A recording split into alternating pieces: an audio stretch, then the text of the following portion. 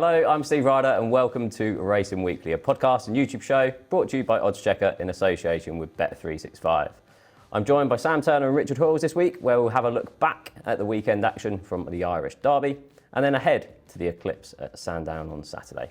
Richard, welcome back to the show. We had you on for Glorious Goodwood last year. How have you been? Not so bad, thank you. And yourself? Yeah, very well, thank you. Good. Nice to see Sam back as well. Nearly been a year since we had I know, it's terrible. That is terrifying, isn't it? It really is bad, isn't it? Oh, I won't let it go that long again. No, definitely. Good to be back. Good to see you, Steve, as well. Yeah. Busy old weekend, doesn't it? Yeah, Catch you much of the recovered from the cricket, yeah. Well, I was a bit. Yeah. We'll perhaps talk about that somewhere down the line. But what we think about the Johnny Bairstow decision? Yeah, we'll see if you put in a Ben Stokes type performance or an Alex Carey type performance on the podcast. I was a bit revved up for an hour, I've got to be honest. Yeah, it was fun because we were obviously still on air because we had ITV had meetings or programmes from Newcastle for 2 days and then the Irish Derby, so it was a bit difficult. You were seeing all this explosion on social media, trying to work out exactly what the hell had gone on. Yeah, and yes. I think most people have calmed down a bit and erred on the side of it was dopey from Bairstow, really, but I can't have that myself. I still think he's not looking to gain any advantage from wandering up the wicket. It's a bit sloppy, it's a bit dopey, but yeah, I'm not really having it. I was a very bad keeper for many, many years, and if someone walked back and put their heel in, as he did, that would have... Well, the umpire's gone to give his hat to the bowler, hasn't he? So I think he thought it was a dead ball. Yeah. Perhaps they should have grown some. Definitely. Well, yeah, yes. I don't know. These days, win at all costs, is that exactly how you should play? I don't know. Yeah. We'll see from there. But we're hardly not guilty in that respect, are we? We've got a number of instances in recent seasons, including Stuart Broad, who decided to become pantomime villain, didn't he, yesterday, with some hilarious activities at the crease. The edge from a year or two ago still remains. And there was a collision in a one-day international against New Zealand as well, wasn't there? That they should have called him back, really. That was poor. Yeah. Obviously, lots of things around cricket. Talking around, obviously, racing's had its all fair share of obviously controversies and bits. Obviously, since we've last spoken to you, Richard, obviously, Stand Up for Racing has had to be launched, and you've obviously been involved in that with regards to obviously the activists and bits and pieces from there. Yeah, it was more just I'm a firm believer that everyone should be capable of making their own mind up, and unfortunately, it was on ITV really the initial Good Morning Britain interview took place with a representative from Animal Rising, and someone was put up from the horse racing industry who just didn't challenge clearly incorrect facts. And I think that's what you want to try and do, is to just make people aware that things that are put into the public domain that aren't correct can get challenged, and people make... Fake news, is it? Well, and it's so prevalent now, and before you know it, these things are being quoted back at you as fact. So the idea really was to try and coordinate some response, not really to try and change the views of the people you were debating against, because you won't. They have different lifestyles, if you like, but to try and show that what they were saying needed some context, I think. You know, and it became pretty obvious as well that with that particular organisation there was a much wider agenda for which racing was being used as a vehicle because of the publicity that initially sounded around the National and then Epsom. And you are just trying to explain to people that this is not an animal welfare organisation, it's an animal rights organisation, because they believe in what is a quite way out view about the relationship between people and animals, and the logical extension of that does include the elimination of guide dogs and potentially all the way down to pets, because they don't believe that there should be any ownership in that relationship. Whereas if you do go racing yards, Sam, you've around many, Steve, you'll have been the same, you do see that for some people that work within the industry, the ability to work with animals and not in a sort of, central London where we are today is so beneficial, and the love that goes into it. And I think there was also the insinuation initially that people who supported racing had no feelings for the horses concerned, which obviously isn't true, as we'll discuss with the Irish Derby. And so just asking people to take a step back, look at all the facts, and then make their own minds up. By all means, go on National Racehorse Week to see a stable, and then decide. I'm not telling you what you should think, but it does need context. Don't just absolve some fake news.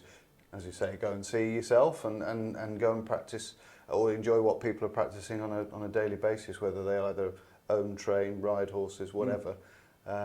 Just allowing them to roam free, like wildebeest across the plain.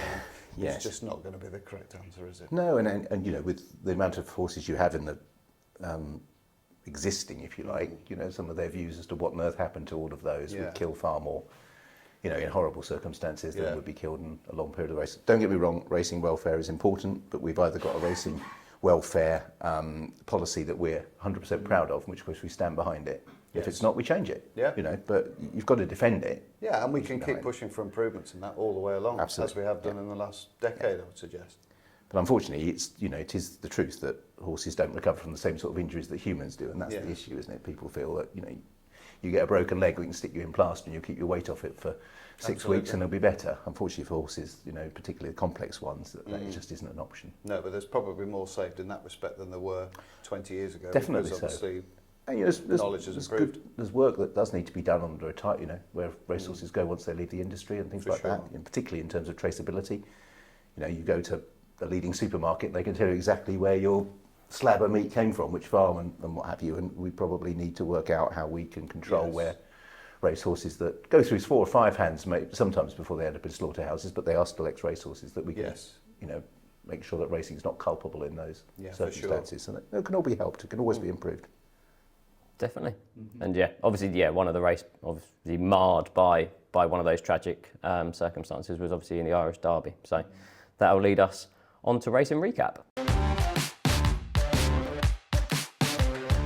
So the highlight of the weekend was the Irish Derby. Auguste Rodin won a record extending 15th win in the race for Aidan O'Brien, a 100th European Classic winner for the trainer, and amazingly Ryan Moore's first win in the race. Richard, what do you think of the race on the whole and the performance of the favourite? Well, I think we do have to couch it in the sense of San Antonio's loss, not just actually for the very sad circumstances, but also because of, quite rightly in a way, you only see it once with the race in its entirety because of the incident. And in actual fact, that made it quite difficult to assess really, because I'm not too sure who got hampered and by how much. It was an underwhelming race, if I'm absolutely honest. The whole thing, we'd stayed on air, you know, to bring the Irish Derby from Newcastle. It was tanking the rain, everyone was soaking, but you're looking forward to the race. And yeah, it was somewhat underwhelming. Even take out the incident, we're all sad about it, and you know, we can talk about it, but it's a very sad loss for the stable. But he just wasn't that impressive, was he? No. He just wasn't. Workmanlike, wasn't he? He came up to win his race.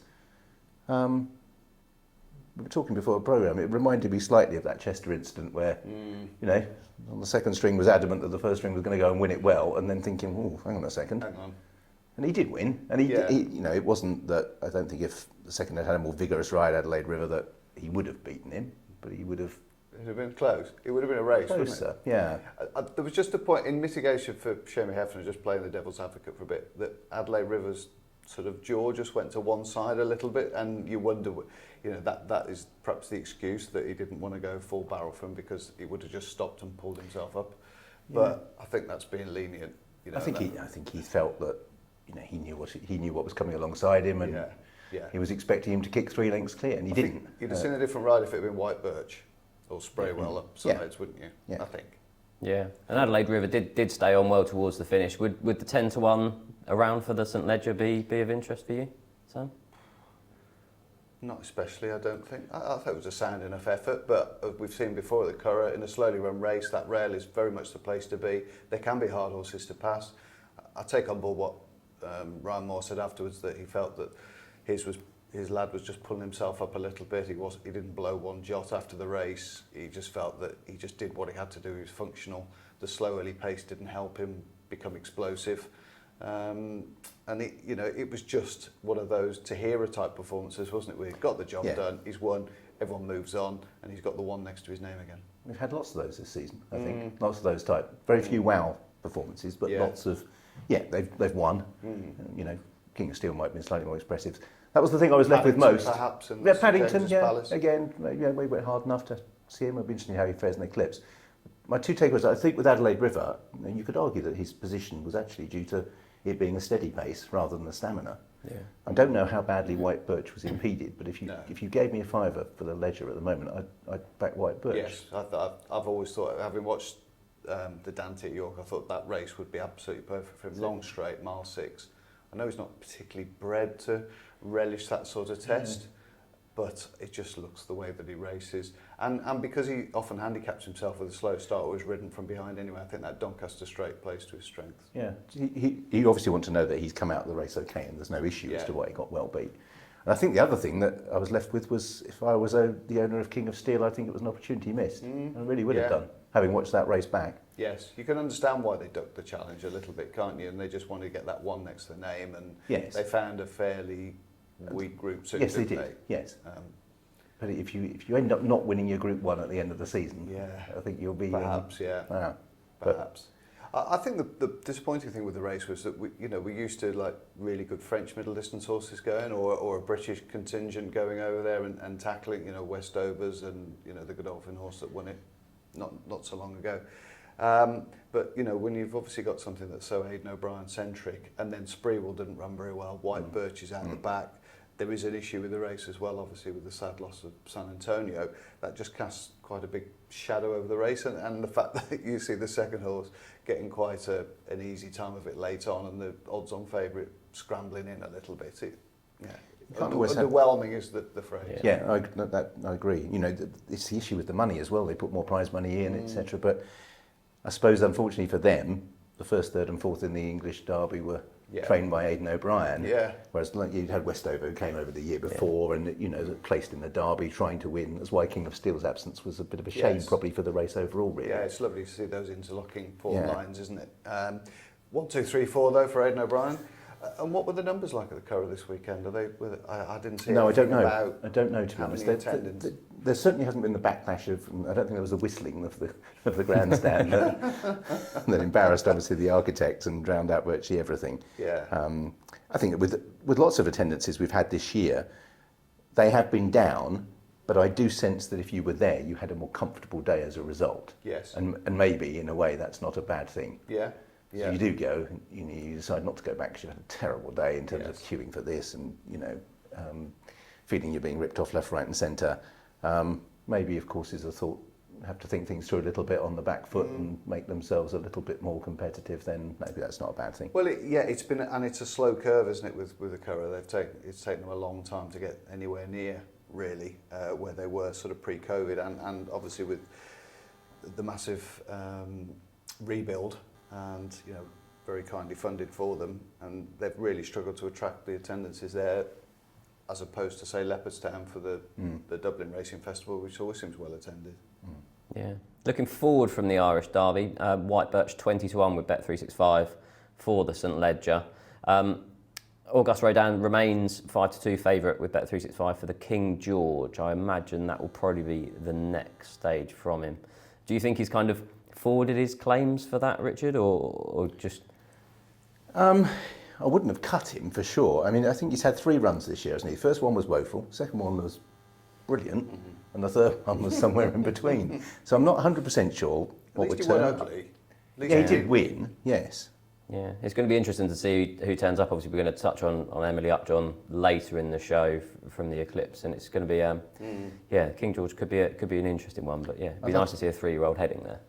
Yeah, absolutely, and I'm hoping that Desert Crown will get there in one piece, because for me he still is a really interesting horse, and I always want those horses that have stayed in training, particularly Derby winners, to be rewarded with something. And then you could argue in Adayar and Desert Crown we haven't had anything that would have justified commercially not packing them off to stud at 3 so far, which is a shame. So it should be the clash of the generations, and it'll be interesting when we get onto the Eclipse as to whether that transpires this time around as well, because that is what makes those races. Yeah, definitely. We'll go slightly back in time. We'll go to Newcastle on Saturday, Northumberland Plate. Calling the Wind beat joint favourite Golden Rules by half a length under Neil Callan. He's had quite a resurgence, hasn't he? He has. 11-year spell in Hong Kong, and it's working out okay for him this year. Twice won at Royal Ascot, obviously triple time in the Queen Anne on there as well. And it was a really kind of a nice win for Calling the Wind. He's so often the kind of the bridesmaid in these races, isn't he, Sam? Yeah, usually when I've tipped him, I was with him at Ascot again. He wouldn't be out of a place in a Gold Cup, this horse, will he? Just his Ascot record is absolutely unbelievable. Been placed to the last 3 Royal Ascots. You can have November handicaps into that. Run very creditably in Chester Cups as well. And it was nice to see him get his head in front, even if it was a race too late for me, unfortunately. He was unlucky, wasn't he, to run into the mare who was in foal at Ascot, and that seemed to produce an unbelievable performance from her, and how she quickened up over on that far rail as well, which I don't always think was the place to be last couple of weeks ago at Ascot. So great to see him get his head in front. One or two others ran with real distinction through the race. You called it for ITV? Yes, like you, Calling the Wind, got a big white face as well, just as, you know, he's commentator's friend. No, I'm really pleased he got his reward, because he has been placed in virtually all those big handicaps. He's been well treated for a little while. No doubt that's the reason you tipped him up at Ascot. He was 99, I think, versus placed in Cesarewitch of 104. Not sure whether he's a Melbourne Cup horse or what have you. No. I think I would just be keeping him running in these sorts of races, as you E-ball say. next? Yeah, I never feel of him vulnerable down in trip. I have to admit, he travels pretty well in the races, and it's a valuable prize. Obviously, the Cesarewitch, again, you know, they're both very valuable prizes. I don't really see why you'd move away from those two. Golden Rules. Well, Golden Rules is very entertaining because the owner, who is not backward in coming forward, I've known for 30 years probably. Really? Yeah, we met when we went to Woodbine in 1996. I can't tell you the full story. All I'll say is that he was staying with someone and they were sharing a room. Right. And the person he was staying with liked his prowess with the female, and so Chesh had to vacate his room on lots of occasions Right, okay, during the course of the week, and so as a Okay. result used to end up in the bar quite regularly. Right. And so as a result... where you met. Well, yes, that's right. That's right. It was the other way around, Yeah, wasn't it? yeah, The other way absolutely, yes. So, and he isn't backward in coming forward, but he is genuinely a really good bloke underneath it all, underneath the character. And he went a bit all in with... He did, didn't he? Golden Rules and saying how well it was going to run, and poor old Tom Faulkner, you know, trainer's son was probably feeling the pressure a little bit. And when I watched it back, he was, we were unlucky, and I'm sort of thinking, you always say that, Chesh. When I watched it back, he pulled pretty hard, Keen, didn't he? wasn't he? He was keen. He had to wait slightly for a run. Quite a rough race, wasn't it, the first circuit? There was quite a few horses just getting knocked about. You call the maximum's 14s until you get to that plate, and then they extend it and put a little wiggle in the home straight and make it 20. Because I think when they went from turf to all weather, that was where they were particularly vulnerable, was if they'd had to reduce the field sizes as well. And it does make it a little bit messy. They're all just jostling to get in a bit. And as soon as those have got in, then they just pull up in front and they all stack up. And they race 2 by 2 because it's that long steady turn, you don't want to go wide. And then it becomes a bun fight. And of course, they don't stay on the inside rail, Steve, either, do they, up the home straight? They then just all fan out and they often end up on the near side. Yeah. The far rail is not where you want to be, No. is it, at all? So it does make it messy. Yeah. I didn't think there was anything that was particularly unlucky. No. Nathaniel Green was probably a little far back. Yeah. I would want to go and have a better look at the race overall from a sectional point of view, because the only one that was forward, there were a couple. Adjuvant was quite close. Yeah. Vino Victrix finished about 9th, but was right there. And that was the exception, and that horse ran very well in the Cesarewitch last year. Yeah, I put him up last year. Yeah, he ran bumped to into Charles Burns, didn't I? Yeah. So that going forward, that might be more interesting from horses that were down the field. Definitely showed a bit more there, hasn't he? And Sir Chauvelin did what he always does. He was last, wasn't he, Yeah. turning in? And I think he's run really well. He's run 5 times now in that race, or maybe even 6 now. He'll find a race. Jim's pretty good when the money's down. Yes. So finding those sort of low in air, somebody serious somewhere, or something that he'll have targeted. But, I thought Omniscient as well, perhaps with a view to Goodwood, that staying handicap at Yes. Goodwood that Sir Mark Prescott does well in. I Yeah, thought that's that was good. a nice pipe opener. that is a good shout, actually. I hadn't thought about that. Because I think it's the same, those colours I think might have won it, actually. Might have done. Yeah. You'd know more than me. No, I just vaguely remember something really that might have won it years ago. But that's his Wins sort of a race. thingamajig He's quite a country, big, he's a big horse. Yeah. He's typical Prescott sort of build. But that's the thing with Sir Mark, he just gradually squeezes and squeezes and squeezes until... Change a bit of headgear and, Yeah. and off we That's it, go. that's it, isn't it? And the That's it. support behind Nathaniel Green as well. 20s in the anti-post market when we were talking about it last week was Right. post-impressionists 5-6 to 1. Looked to pick Mark and booked and everything. They completely flip-flopped on the day, didn't they? And he was the furthest back of them. I'm Yeah, not sure which yeah. group was favoured, because Calling the Wind, Golden Rules and Aztec Empire were all next to each other when they went down Yes, the back. yeah. So probably that was the ideal place to be, Yeah. and so that was in the middle. So it might not have favoured forward or back particularly, but you might have been wanting to be close to midfield. So Vino Victrix at the front, With some Nathaniel cover. Green at the Was there back. much of a headwind? No, it was sort of blowing across, I thought, but then I wasn't standing out in it, and those on the podium were adamant that it was a headwind. But to be fair as well, you have that at your back if that's the case, Yes. round the back. Yes. They just all fan out and all Yeah. sort of, not plod's a bit unfair, but they don't quicken. It's No. it's an uphill finish, and they all come and they all have their chance. But No, it was nice to see. I thought it was a nice result. I Yeah. quite like that. And Neil Callan, obviously, you mentioned in passing. I mean, it's, not many English riders or even UK riders actually, have succeeded in Hong Kong. And I was there for about 3 years, and Brett Doyle was probably the best in those times. And he would know it. So Neil's story, I'll probably paraphrase it slightly because the memory goes, but basically he'd also had a relatively unsuccessful stint as a club jockey. He'd had some success, but like a lot of them, he'd been banned. And he'd been banned up until the conclusion of his stint. So basically he was coming home. And in the subsequent time, they banned so many riders that they actually realised that come the end of the season, they were going to be so short. So he was on holiday still in Far East and what have you, and they contacted him. And he came back and rode at that meeting, and he rode a treble, and that was doubled the number of winners he'd had in his stint. And not only did he ride a treble, but of course the Hong Kong Jockey Club were immensely grateful that he'd come back, so he got a much longer licence the following year. That's it went. So, but for that, the small margins that, and he was successful over there, the most successful UK rider, particularly over that length of time. You've got Harry Bentley going pretty well now over there. How many years has he been at there now? Probably 3 or 4. I remember when he was champion jockey at Qatar for a few years, riding a few of the purebred Arabians, and he said, I'd like a stint in Hong Kong. He's a thinking jockey, and that's what you want out there. You've also got to be quite social, you've got to be quite savvy, because it's not an easy environment, but he settled in well, good association with Douglas White as well. But yeah, nice to see Neil doing well. Triple Time renewing a very old association as well with Kevin Ryan. So, and he potentially is an interesting horse going forward. We're talking about lack of standout performances. None of the grades are great, but it'd be wrong to discount him, I think, as a 33-1 fluke winner. Yeah, especially given how keen he was early on in that race as well. Yeah, Kevin Ryan was staying at the same place we were, and I bumped into him the following morning, and he was keen to tell me that it's not.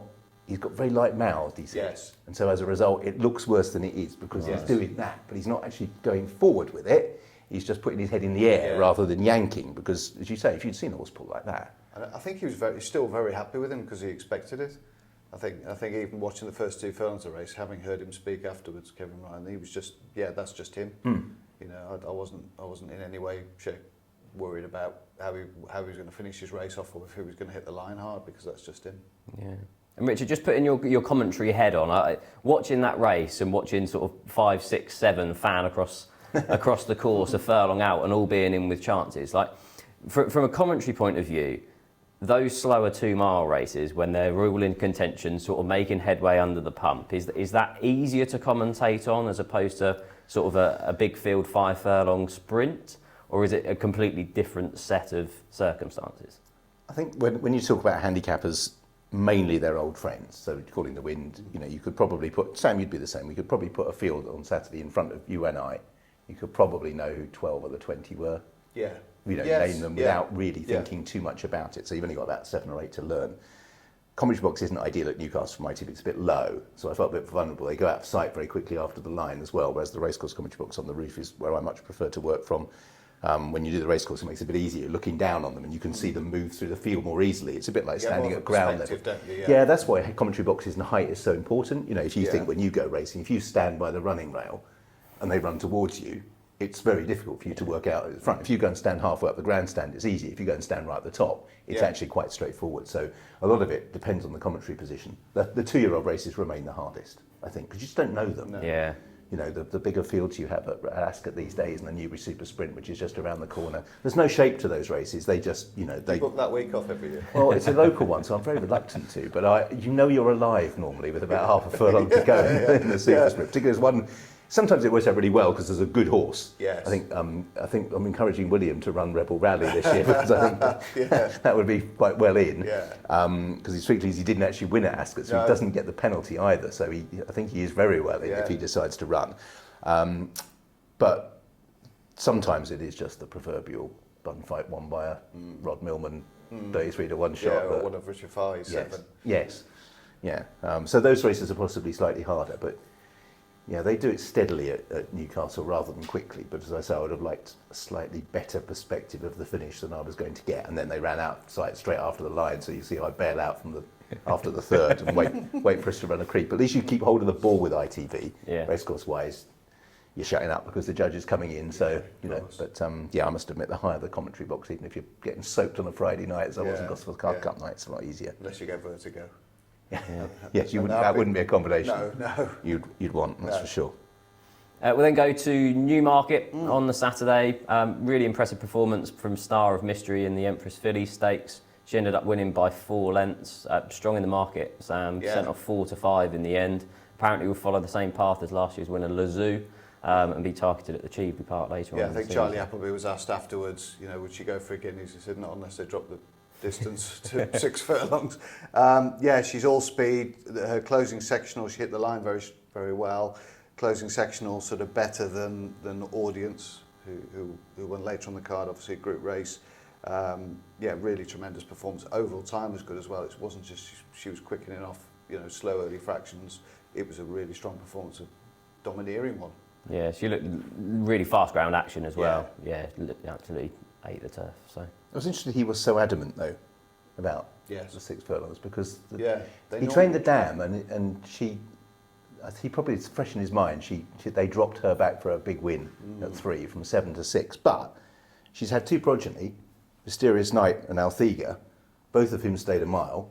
They were by Dark Angel, so it's not exactly and this one's by Kodiak. The difference between it, so Dark Angel's average winning distance 7.6, Kodiak 7.2. It's not cut and dried, and she ran right away from them up the hill and up the line. I was quite surprised he pigeonholed so much, but unless they do, I don't know this, but unless they do a lot of recorded time work at home, and she's doing sectionals at home, and they're calculating those, and she's fitting the profile of a true sprinter and all speed. Yeah, that may well be the case. The other point I suppose to make about all these maiden winners is so far Charlie's had 25 runs with 2-year-olds. By the time at the end of last year he'll have 150, 160, so we've got an awful lot. Yeah. It may well be he's got a few horses up his sleeve that he thinks might be his Guineas horses, and it's very, very early days I think with some of these, but it was nice to see her win so well, but it was chased home by Jonathan Portman, big priced outsider, and one point we should make about the weekend though is Charlie Appleby, sort of 7 from 12 since Royal Ascot finished, and having stakes winners again, or pattern race winners, very important for the yard to sort of pick up the baton now after a quiet. Yeah, it's a fair point, isn't it? Because there might have been more to Morge's scope, wasn't there, and the work up into it than we all thought at the time, and he wouldn't run them. I think it's also called Ancient Wisdom that I'd called to win at Haydock and looked smart. Very smart, and didn't go anywhere near Royal Ascot. Won at 1 to 6 on the Saturday at Newmarket. Second time, didn't he? You're just thinking that he will just rein back. He's not one who pushes if there's something wrong. And interestingly, the last 3 Mays, if you took his winners compared to their odds, he's underperformed. Oh, really? So it might. You don't want to read masses into it, but maybe it's that season, isn't it? It's a transition as well of those horses that are coming back from Dubai. Whether there's something in that, before you actually, I don't know. But they seem to be back. He's never going to have long losing runs with the prices they go off. But they were more impressive. Punter, you're worth taking it on board because of the prices they go off.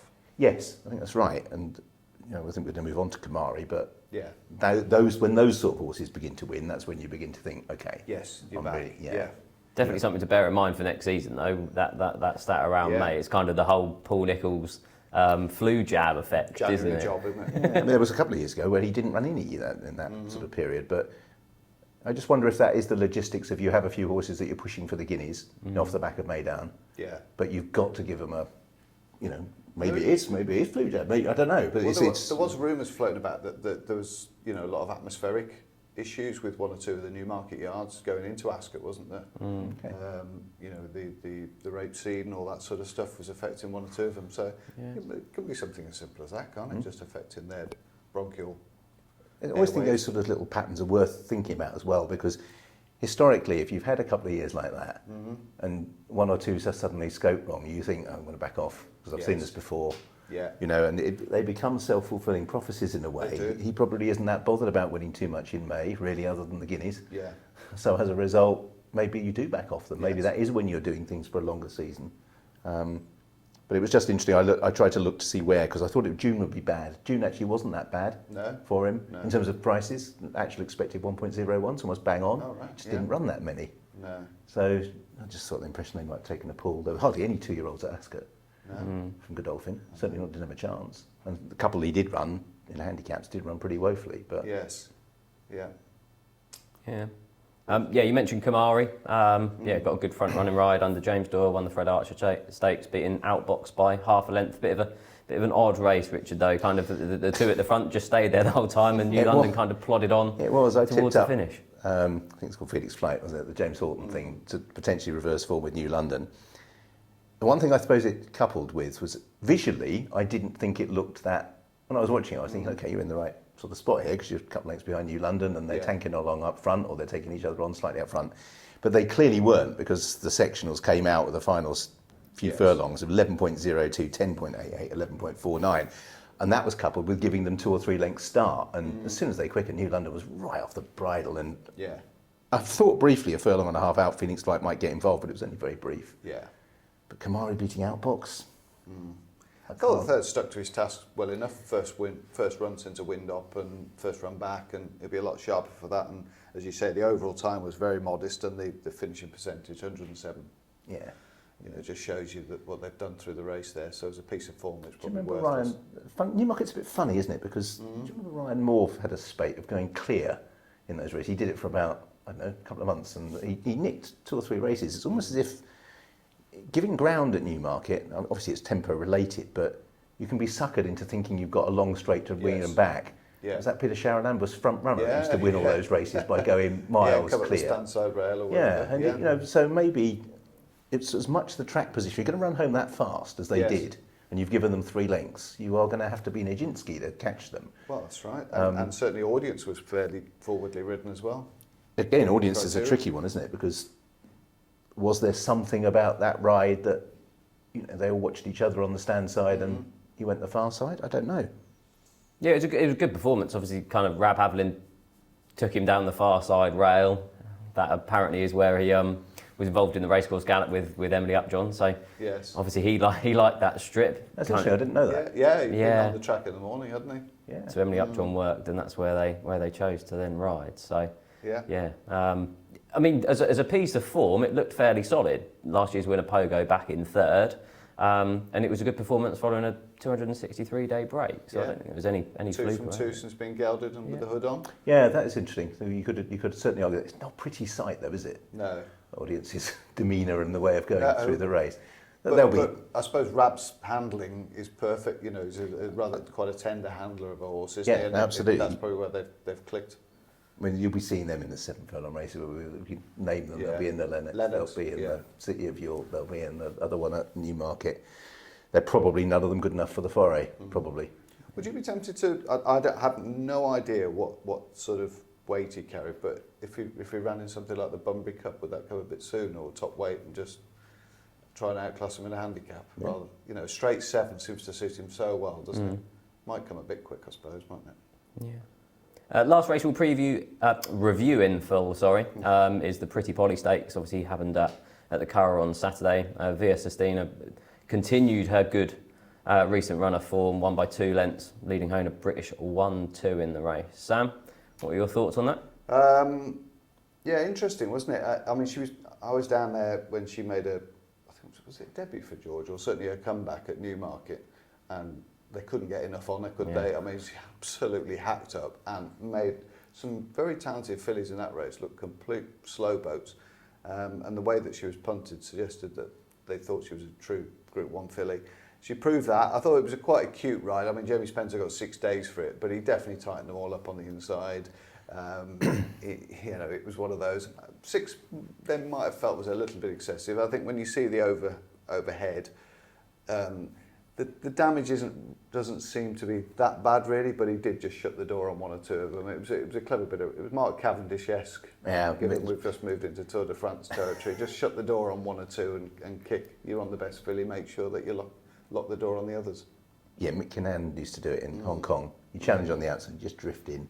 Just drift in. And of course then it's a question of how serious it looks depends on the configuration of the horses you're drifting in with. And with Stay Alert coming out from the inside, poor Ross Carberry was the one that got absolutely squeezed. So it did look very messy. I wondered if she was feeling the ground slightly, just hanging that way, because as soon as he pulled her out, she was hanging. It wasn't as if he let her go that way, but she wanted to go that way. I thought it wasn't as if she was running dead straight. And quite a big win in the context for George Bowie. Tough week, isn't it? Yeah, there's been lots written and said about what went on with that 2-year-old at Ascot.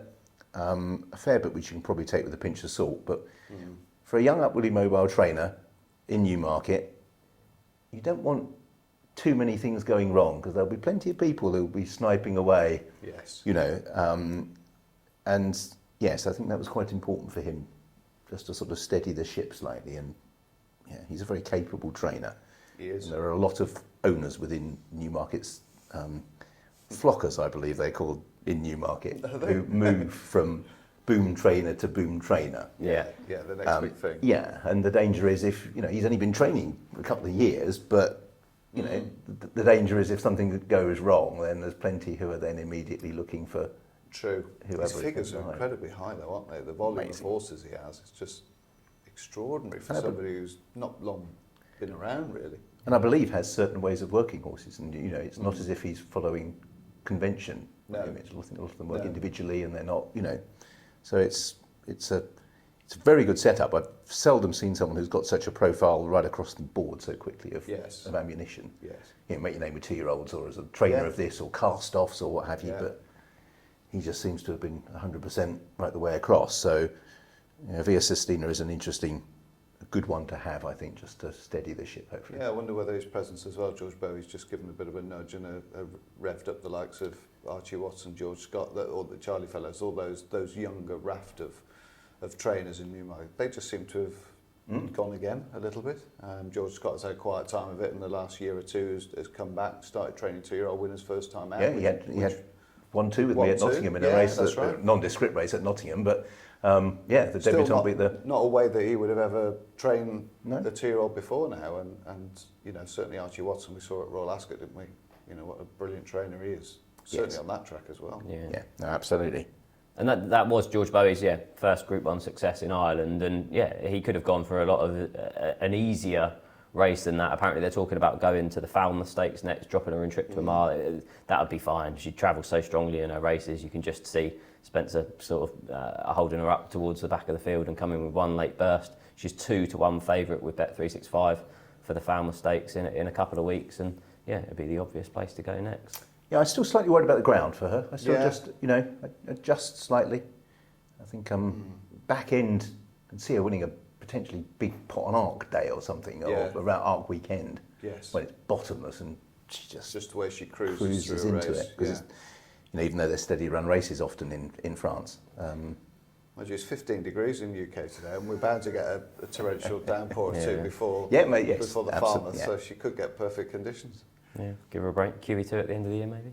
Yeah. Yeah, that's a very that track suits her. That definitely suits her. Yes. Yeah. We saw some fantastic performances over the last few days.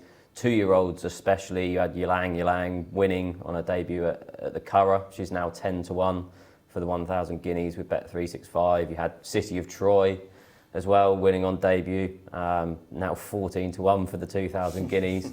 Aidan O'Brien's definitely got some classic contenders for next year. Matrika as well. Quick turnaround from that Royal Ascot run. So. Yeah, anything else that kind of over the last few days, Sam, from you? Well, that little trinity of Ballydoyle 2-year-olds, I know they were beaten by Buquano Forte in the railway, but I thought Ylang was tremendously impressive, hit the line very hard.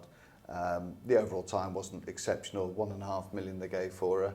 Filly by Frankel, obviously, the Moyglare looks absolutely tailor-made for her, doesn't it? How they build up to that, I don't know, but she just looks a very strong stayer already as a 2-year-old. I was taking the City of Troy as well. I thought that was a pretty good effort. And Matrika, good constitution to bounce out of an Albany and go and win as she did. That was a race that Aidan's won with the likes of Clemmy, Roly Poly, Statuette in the past, and So Perfect. So it's obviously a race that they target with one of their premier 2-year-olds, really, the fillies. Yeah. Richard, anything from you? Yeah, I need to catch up on all of the maidens, to be honest. You see all the quotes afterwards and etc. Yeah. City of Troy is a brother to Bertinelli, so I might be more interested in the Derby than based on how Bertinelli's been staying. I suppose the thing for me for the weekend was that was rather nice. There were a few Irish trainers who I must confess, I don't know a massive about who had good weekends. It was Adrian Murray, Matthew Smith, who won the consolation at Newcastle. Michael Dodds. Bars. And Cian Collins, who targeted the first Cartmel. I just wondered, that, you know, one of those successes was at Cartmel, one of them was at Newcastle in the Vars, as to whether or not this will become slightly more common of Irish trainers who might be banging their heads at walls against at home, as to whether. And the other point was the family connections, because there were a couple. There was the success for the Hassets on Sunday, the young lad, 17-year-old, who rode a winner for his uncle, and the Morgans at Toxeter, with, you know, Bo Morgan, who's the younger brother of Luca, and we had Luca on our own podcast actually at the back end of last year when he was champion conditioner. It's a great story as well, because none of the family had any interest in horses whatsoever until he started, and his brother used to take the mickey out of him, something rotten, and then I can't remember exactly what happened, but for some reason he just ended up sitting on one late one night, and then decided, and his mum bought the horses, and to win a 75,000 grand race. Give it a good old celebration. Oh, as he well, did. It was didn't he? at Barcelona. It was fantastic. It was. He was up in the air, and it was great. The Twig's been brilliant as well, for the family. Yeah. And Ben, you know, another sign that Ben Pauling's new yard is really starting to emerge as a force in British National Hunt racing as well. He's found some consistency at last and starting to churn out good figures from there. Yeah. Obviously, we touched on a couple of the older kind of horses that are cool in the wind, getting a much deserved victory. I think it's worth saying about Comanche Falls, won his first stakes race, obviously won a couple of Stewards Cups, and wins his first stakes race at the age of 6. It's interesting that those British sprinters that go over to Curragh for those races. Tim Easterby's got the one Ace, or what's the one that always wins in Ireland? Power. Ace, Is it? Art Power. Art Power. Yeah. You know, and you know, vice versa for what you were saying, really, with all the Irish trains coming around and mopping up one or two of our feature races. I think British sprinters, they do seem to have the sort of the sign over the Irish ones, don't they, when they go over there? Kevin Blake quoted some stats on ITV. I can't remember, I absorbed all of them, but basically, since the inception of those Premier handicaps, a completely disproportionate numbers of victories and places have gone to UK-based horses. Right. And you had like Michaela's Boy, for example, right in the mix for that 5, you know. Escobar often heads over there, doesn't he? There's a few that, you know, just target Galeron it now. won the big sales race a couple of 3 years ago. You know, if you can be a little bit more aggressive with your, and perhaps dodge an O'Brien or two, then you've got a chance. Yeah. Maybe that's why they have a bit of success, because Aidan doesn't run in those Group 3, Group 2 sprints. Yeah, excellent. That brings to the end this week's edition of Racing Recap.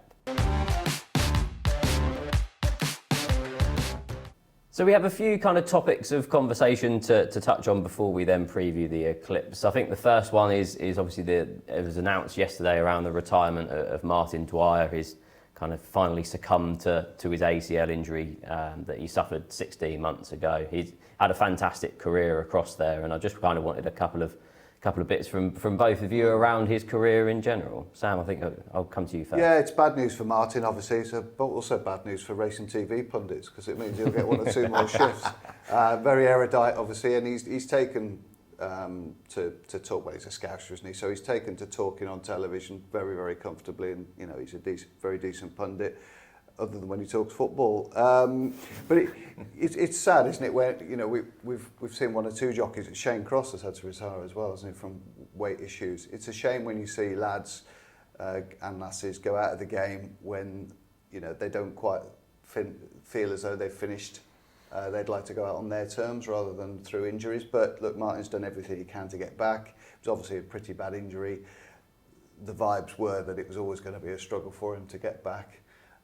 Obviously, his association with his father-in-law, William Muir, has been, you know, very endearing to watch and brilliant as well. You know, obviously competing that trilogy of the Epsom wins as well, the Oaks, the Derby, the Coronation, and that was a very emotional. As well, pile driver obviously incites quite a lot of emotions, as he did at Ascot on the final day of the meeting. But that Epsom win as well was terrific, and they've enjoyed some great times in the saddle, haven't they?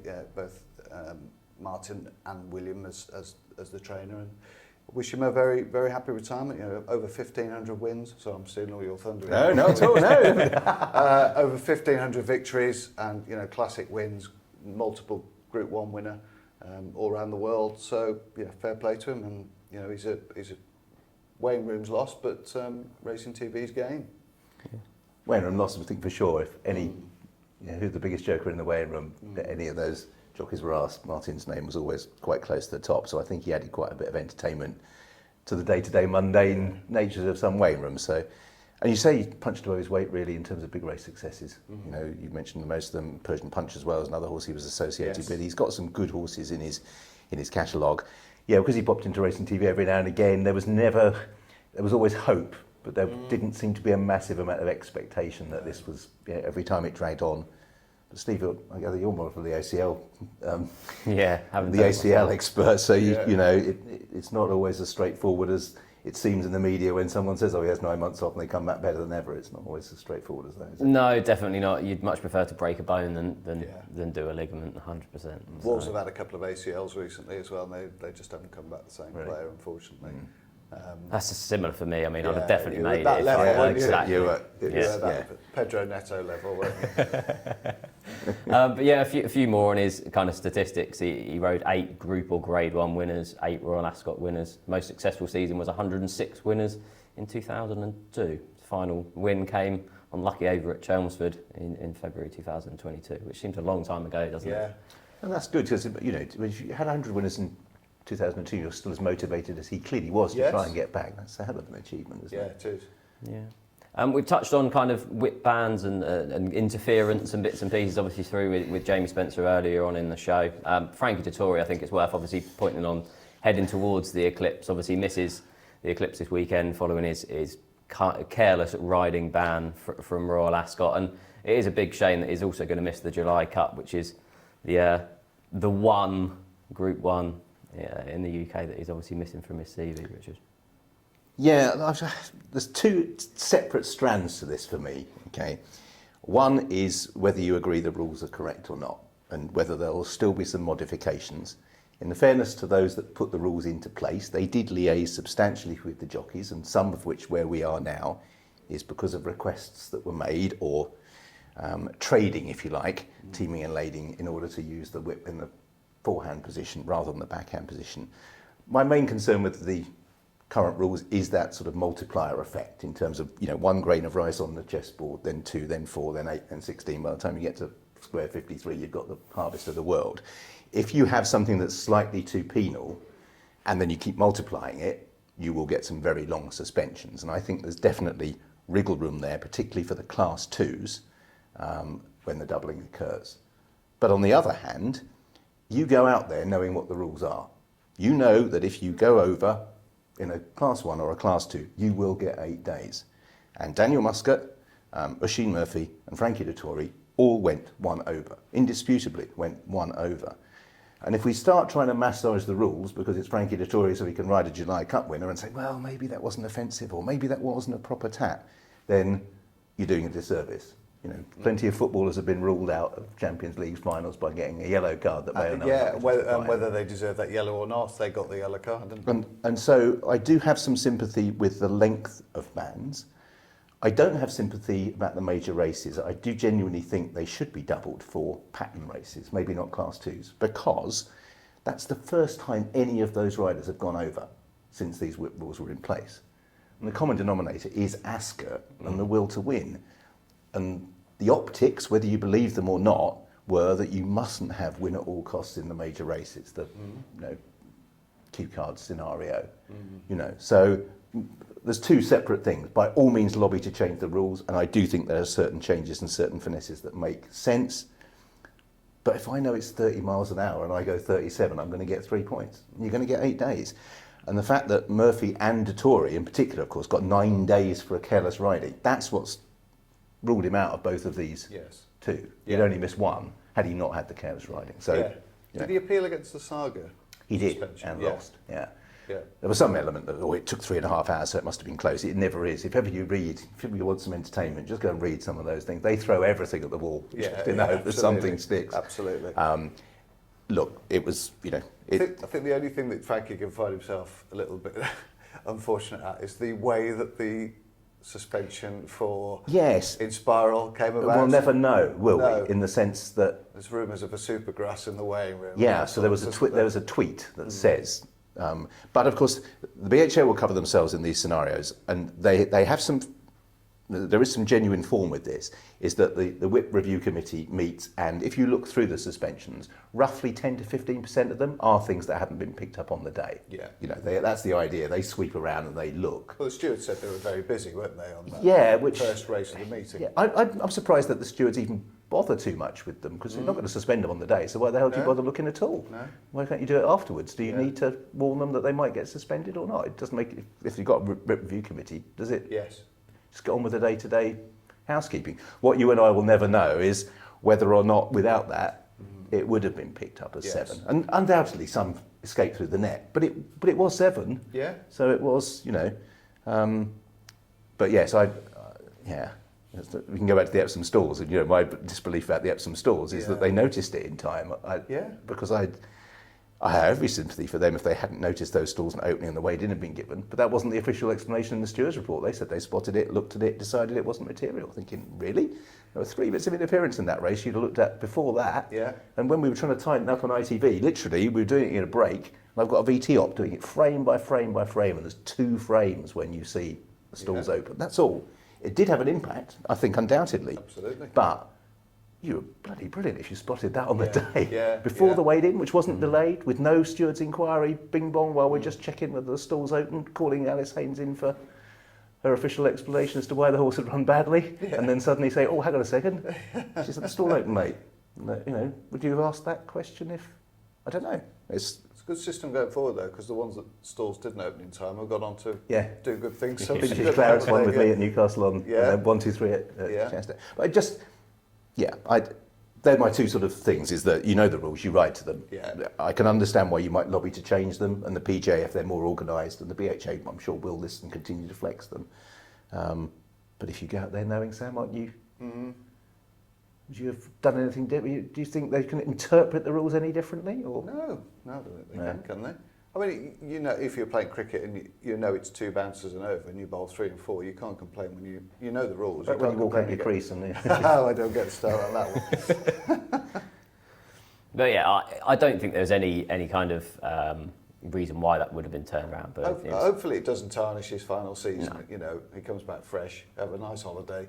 He's missed out on some very lucrative end of season sort of or mid-season endorsements, hasn't he? He was going to go and ride in Ireland. Hamilton, I think, wanted him. All these different places. Obviously, the July Cup was one that he wanted on his bucket list as well. So it's frustrating for him, but he might use it as an opportunity to extend and go beyond the Melbourne Cup and perhaps to 1 or 2 other places. We will see.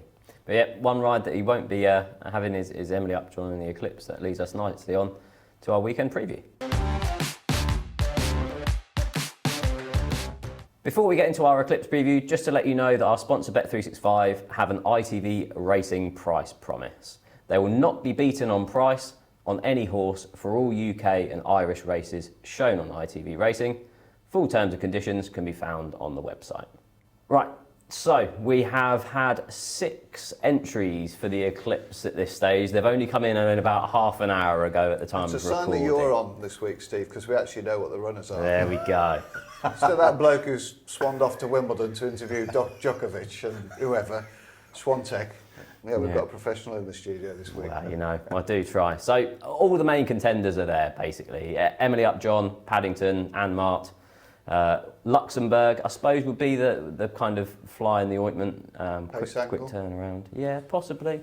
Dubai Honour and West Wind Blow. So 6 runners, but the main contenders in there. Emily Upjohn, currently head in the market, will just be odds against around 11 to 10. She'll be partnered by William Buick, following on from Frankie Dettori's ban. 3-year-olds have a good record in this race. Verdani and St Mark's Basilica have won the last couple of renewals, so Paddington would be a fascinating contender if he was to go.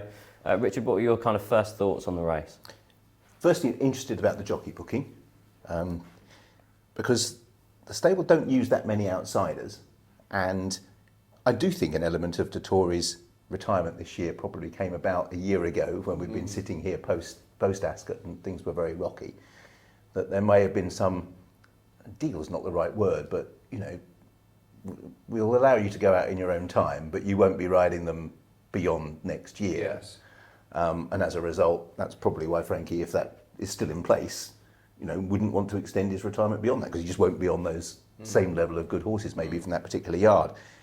And Kieran Schumacher's had a few rides for that yard over the last 2 or 3 weeks. I think his father works within the stable and had acquitted himself quite well. Now, this might be just a little bit too early to have given him a ride like that, because it might have then fueled everybody's expectation.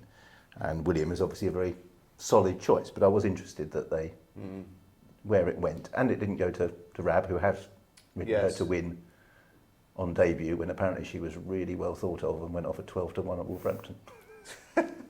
Yes, yeah. I suppose the William Link's been there for a while, very safe pair of hands. Yeah, and used to be passed by the yard. The yard is a. So I can see it, but I was interested that it wasn't given to somebody who might be the heir apparent yet. Yeah, I suppose an Eclipse isn't the place to start experimenting too much, is it? No, that's probably fair. If it had been something slightly lower key. I don't think she's the most easy ride either. She takes some knowing. I would think if you put Benoit de la Salle out on, it would have been a big ride and a big call to put him at that they're stage. the two that I think are vying for next year. It comes just a little bit early for Benoit. Yeah. But John's always been quite forward thinking in that regard, hasn't he? He's tended to employ people a little bit earlier rather than a little bit later. Yeah. He went in their for careers. He went for William early. Yeah. So you've always thought Benoit might be the heir apparent. So the dynamic between he and Kieran have just been delayed possibly till the end of the season. He likes to be an identifier of talent, doesn't he, John? And just be. I was amazed how few outside rides they had. You remember when it came up about who was going to, when Dettori was out of favour and Holly was touted, and so were various others. And hardly anyone had outside rides. Holly had Nashville, but just because of the owner. Yes. Yeah. But hardly anyone. Hardly uses anyone outside that little group. No. And obviously you could argue William has been part of that group in the past, and it's very sensible. And again, you don't know what the owner's requirements might have been as well in that. But we're happier coming from 12 down to 10 in what might be a steadily run race? The sections were really quick, weren't they, when she beat Westover for toe, but then so did Desert Charm as well. Yes. Yeah, I think so. I mean, she's won there. She won there as a 2-year-old, didn't she? So but that was the first time she really... Because Dettori got off, didn't he, and suddenly started eulogising about horses that had just won what looked like a run-of-the-mill sort of race, and then her homework became more apparent. No, I'm probably not unduly worried about the drop back in trip. She's used pace to get into races in the past. Yeah. If Paddington lines up against her, then it is what the Eclipse is made for, isn't it? Yeah. 3-year-old versus older horse. Yeah. One coming down in trip, which is often the 3-year-old actually, isn't it? It's normally the Derby when they're coming down in Eclipse to prove yourself as a stallion, rather than Paddington going up. And Paddington, I keep struggling to throw off the mantle of the fact that he won a handicap. I know, I do as well. It's haunted me all season, to be honest. Because he's never done a good speed figure until the St James's Palace, and then he was phenomenal. And he was deep, he wasn't in the best tactical position. I know they went a bit hard, and I know a few didn't give their running. But he was line strong. And he was clear. Yeah. You think, well, that's settled the argument those two's better, hasn't it? Yeah, He totally. progressed through, because up until that point, the placed horses in the Irish and the English Guineas have been, horses that they'd been beaten similar distances in 4th and 5th and 6th, but he looked an improver. Would you put him up against Emily Upjohn at this stage? Has she got the better overall body of work? But she's not the odd blip in her, right? I mean, they're coming from different angles, aren't they? Obviously, Emily Upjohn, one run and bouncing into this. Paddington's been on the go since, almost February. It seems like he probably had a spin on the all-weather that we missed as well. But was he having his 4th start since the 1st of May and put in his best performance? Now, are we hoping that his curve is still going upwards, sort of speed figure and performance-wise, trajectory? I mean, the handicappers felt that was a £6 better run than he'd put in to win the Irish Guineas. And then, you hope there might be 8 runners and you'd probably back someone like Anmart each way, and that'd be a chicken's way out, which... Yeah, well, you're not going to get that with 6, are we? So, does Luxembourg run? And if he does, what impact does he? I mean, what do you want to achieve by running Luxembourg for Paddington? Because one would have thought you'd wanted to go steady rather than control the pace. Yes.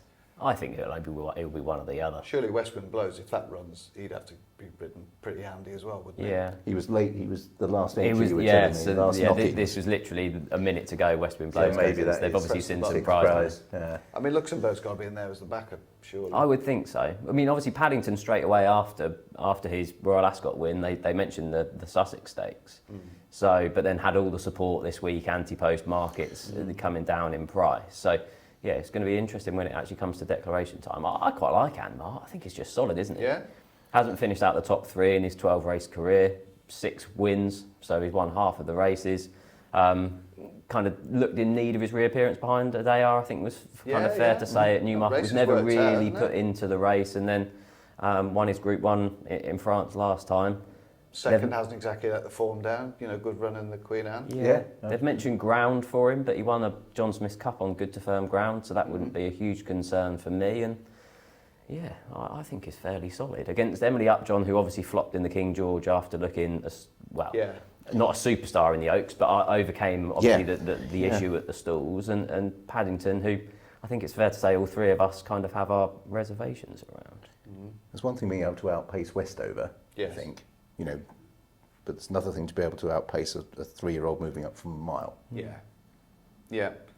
I like Ammat, he's won a couple of times right-handed as well. He's stable does really well with these older horses as well, just keeps them ticking over, improving slowly and steadily. He could be a bit of value, couldn't he, against the front 2 in the market at the moment. Yeah. If I had to push you for a selection, Sam? Probably Ammat, actually, at the prices. Yeah. Okay, interesting. I'm not 100% convinced we'll see Paddington. I might be talking out my proverbial, but